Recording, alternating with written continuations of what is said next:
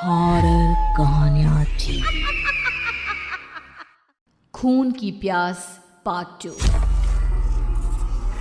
और उसके बाद वो जंगल एक बार फिर से सुमन की चीखों से गूंज उठा। लेकिन आज की रात सुमन की चीखों को सुनने वाला वहां पर कोई भी नहीं था। अगर वहां पर कोई मौजूद था तो बस हरिया, जो कि अब एक भेड़िए में बदल चुका था। सुमन के बालों को पकड़कर घसीटते हुए वो जंगल के बीचों बीच एक जगह पर ले जा रहा था। अगली सुबह गांव में। अरे भाई, पता नहीं क्या बात है, अपने गांव का हरिया किसान और उसकी पत्नी सुमन दोनों गायब हैं। दोनों का कोई अता पता नहीं। अरे कैसी बातें कर रहे हो भाई, ये कब हुआ है? अरे पूरे गांव में खबर फैली पड़ी है। कल रात को दोनों खेत की तरफ जा रहे थे, लेकिन लौटकर आए ही नहीं। तो हो सकता है अपने खेत पर होंगे। पूरा गांव ढूंढ कर आया है भाई। जानते हो क्या मिला वहां पर? क्या हुआ भाई? क्या मिला? बताओ हमें, क्या मिला? अरे हरिया की पत्नी सुमन के कपड़े पड़े हुए थे। शरीर का एक एक कपड़ा फटा हुआ झोपड़ी के बाहर पड़ा था, लेकिन दोनों पति पत्नी का कोई पता ठिकाना नहीं था। अरे भाई, लेकिन उसका जो दोस्त है ना रामू किसान, उससे पता करके आते हैं ना।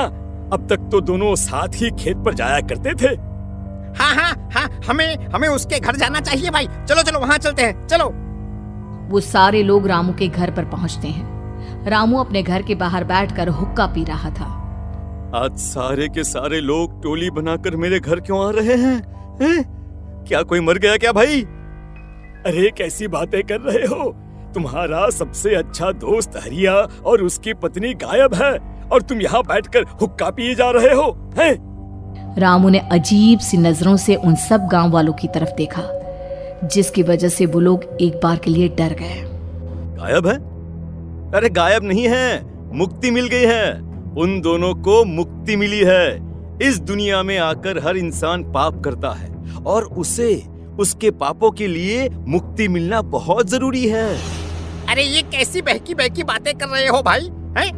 और इसका चेहरा अजीब सा क्यों लग रहा है? लगता है दोस्त के मरने का गम बैठ गया है। पागल हो गया है शायद ये पागल। ये बात सुनते ही रामू चीख कर जोर से चिल्लाते हुए कहता है, पागल मैं नहीं हूँ, पागल तुम सब हो। और ये शैतानी जंगल अब तुम में से किसी को नहीं छोड़ने वाला, सबको खा जाएगा। याद रखना मेरी बात। शैतानी जंगल? कैसा शैतानी जंगल? लगता है रामू पागल हो चुका है। हमें यहाँ से चलना चाहिए भाई। चलो। तभी रामू की पत्नी बाहर आती है। नहीं, आप लोग इनकी बात का बुरा मत मानिए। 2 दिन पहले हरिया के साथ खेत पर गए थे। जब से वहाँ से आए हैं तब से ऐसी ही बातें कर रहे हैं। भगवान जाने ऐसा क्या देख लिया उन्होंने, खेत में कुछ भी बड़बड़ाते रहते हैं। लेकिन गांव के लोगों ने कमला की कोई बात नहीं सुनी, और वो सब वहां से चले गए। रात अब धीरे धीरे ढलने लगी थी। तभी अचानक किसी ने धीमी सी आवाज में रामू को पुकारा। रामू, आ जाओ, मैं तुम्हारा इंतजार कर रहा हूँ। और सुनो, अपनी पत्नी को साथ लेकर आना, नहीं तो काम अधूरा रह जाएगा। ये आवाज सुनते ही रामू के चेहरे पर शैतानी मुस्कुराहट आ जाती है। वो धीमे कदमों से अपने घर के अंदर आता है। क्या हुआ? तबीयत ठीक है ना अब आपकी? मैं तुझे अपने साथ खेत पर ले जाने आया हूँ, चल। मैं तुम्हारे साथ कहीं नहीं जाने वाली। मुन्ना गहरी नींद में सो रहा है, और उसे अकेला छोड़कर मैं तुम्हारे साथ खेत पर नहीं आ सकती। वैसे भी तुम्हारे उन खेतों में भगवान जाने कौन सा राक्षस घूम रहा है, मुझे तो डर लगता है। रामू गुस्से में दांत पीसता अपनी झोपड़ी से बाहर आ जाता है, और कमला गहरी नींद में अपने बच्चे के साथ सो जाती है। तभी अचानक रात को रामू की झोपड़ी के ऊपर एक साया वही गाना गुनगुनाते हुए घूमने लगता है, जो हरिया के मोबाइल में बजा करता था। मैं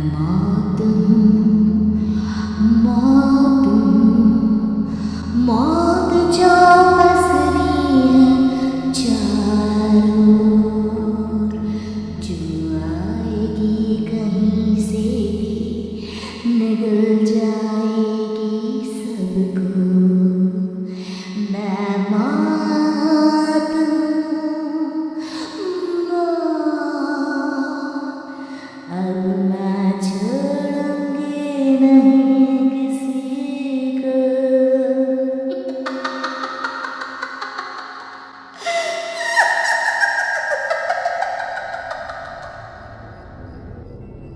ये आवाज सुनकर रामू की पत्नी कमला की आंख खुलती है और वो देखती है कि उसका मुन्ना अपनी जगह से गायब था।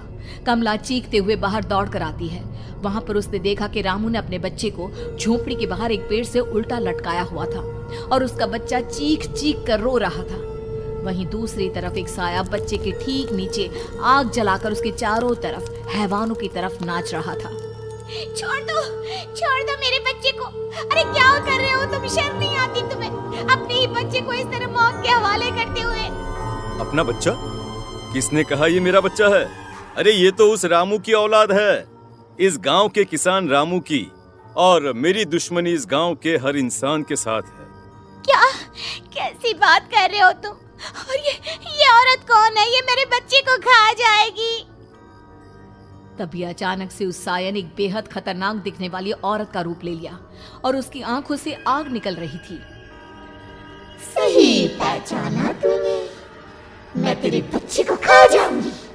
अगर तू अपनी इस हैवान पति रामू के साथ जंगल नहीं आए तो मैं तेरे बच्चे को खा जाऊंगी। लेकिन क्यों? आखिर क्या चाहती हो तुम मुझसे? मुझे जंगल क्यों ले जाना चाहती हो? औरत बुरी तरह से ठहाके मार मार कर जोर जोर से हंसने लगी और साथ में रामू भी। ये तो तुझे वहाँ चलने के बाद ही पता चलेगा ना। अगर तू नहीं आई तो थोड़ी देर में तेरा ये बच्चा आग में जलकर मर जाएगा। चल जल्दी। नहीं, मेरे बच्चे को छोड़ दो। तुम जहाँ कहोगे मैं तुम्हारे साथ चलने के लिए तैयार हूँ। और उसके बाद उस बच्चे को झोपड़ी में लिटाकर आगे आगे वो साया चल रहा था और उसके पीछे पीछे रामू अपनी पत्नी के बाल पकड़कर उसे घसीटते हुए जंगल की तरफ ले गया। जंगल में जाने के बाद, कितनी खूबसूरत हो तुम। आज की रात बस तुम और मैं एक दूसरे के साथ रहेंगे। मुझे तुमसे बहुत डर लग रहा है। तुम्हें क्या हो गया है? तुम तो बिल्कुल ठीक थे। वो होगा जो हमारे बीच होना चाहिए। तो आओ अपने आप को मेरे हवाले कर दो। कमला ने डर की वजह से अपनी दोनों आंखें कसकर बंद कर ली थी। रामू ने बुरी तरह से चीख कर कमला से कहा, आंखें खोलो अपनी और मेरी तरफ देखो। कमला ने जैसे ही अपनी आंखें खोली उसने देखा कि रामू एक खतरनाक खूनी हैवान में बदल चुका था। कौन हो तुम? जाने दो मुझे। क्या चाहते हो मुझसे? वही जो एक आदमी एक औरत से चाहता है। मैं तुम्हारा पति रामू नहीं, बल्कि इस जंगल का एक भेड़िया हूँ, और आज की रात तुम्हारे खून से अपनी प्यास बुझा जाऊं। और उसके बाद वो जंगल कमला की दर्दनाक चीखों से गूंज उठा। अगली सुबह कमला के कपड़े भी जंगल में उसी तरह पाए गए जैसे कि सुमन के पाए गए थे। इस घटना के बाद पूरे गांव में दहशत का माहौल था। अपने माँ बाप की मौत और गांव में हो रहे इस तरह की घटनाओं की खबर सुनकर किशन शहर से गांव लौट आया था। अपने माँ बाप की बेदर्द मौत की वजह से वो बहुत परेशान था। तभी अचानक उसे अपने घर में खाट के नीचे पड़ा हुआ वो मोबाइल फोन मिला जो उसने अपने पापा हरिया को गिफ्ट किया था। अरे कितने प्यार से पापा के लिए मोबाइल फोन लेकर आया था। इसे एक दिन भी काम में नहीं ले पाए। और आखिर कौन है जो गांव में इस तरह की हत्याएं कर रहा है? क्या है इन सब के पीछे? क्या है? मुझे पता करना ही होगा, वरना एक दिन पूरा का पूरा गांव खाली हो जाएगा। इस गांव में एक भी जिंदा इंसान नहीं बचेगा।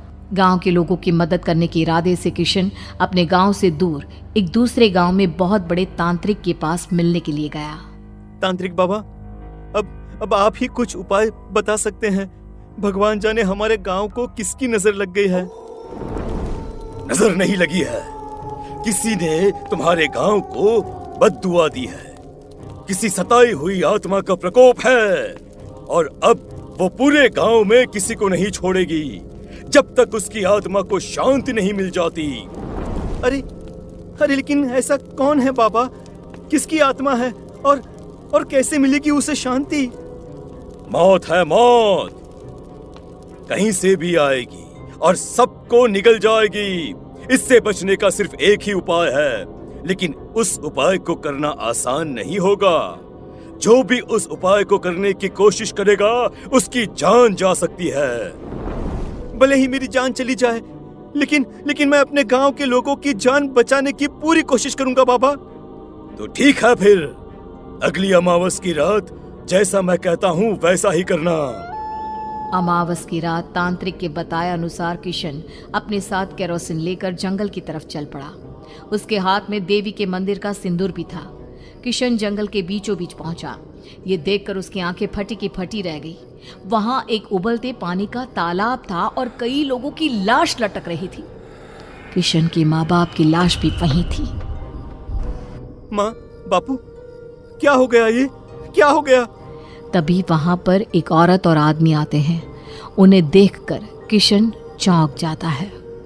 गोपाल काका, आपकी तो 5 साल पहले मौत हो गई थी। और निर्मला काकी, आप? मौत तो हो गई थी, लेकिन तुम ये नहीं जानते कि हमारी मौत कैसे हुई थी। क्या कहना चाहते हैं आप? कुछ नहीं, बस ये जान लो कि अब इस गांव में कोई जिंदा नहीं बचेगा। लेकिन क्यों काकी? क्योंकि 5 साल पहले इन गांव वालों ने मुझे डायन बताकर पत्थर मार मार के मार डाला। मेरी कोई गलती नहीं थी। गांव का एक बच्चा क्या लापता हुआ, सारा इल्जाम मेरी पत्नी पे डाल दिया। और जब मैंने निर्मला की जान बचाने की कोशिश की तो मुझे भी मार डाला। आपके साथ ये बहुत गलत हुआ काकी, लेकिन आप जो कर रहे हैं वो भी सही नहीं है ना? तुम यहाँ से चले जाओ वरना तुम भी नहीं बचोगे। हमारी आत्मा पिछले 5 साल से मुक्ति के लिए भटक रही है। चले जाओ यहाँ से। मौका देखकर किशन सिंदूर उन दोनों के ऊपर डाल देता है। उनका शरीर जलने लगता है और वो भयानक तरीके से चिल्लाने लगते हैं। अगले ही पल किशन उनके ऊपर केरोसिन डाल देता है और वो दोनों जल जाते हैं। किशन अपने माँ बाप और दूसरी लाशों का अंतिम संस्कार करवाता है और अपने घर लौट आता है। लेकिन वो अभी भी इस बात से अनजान है कि मोबाइल अभी भी बज रहा था। मैं मौत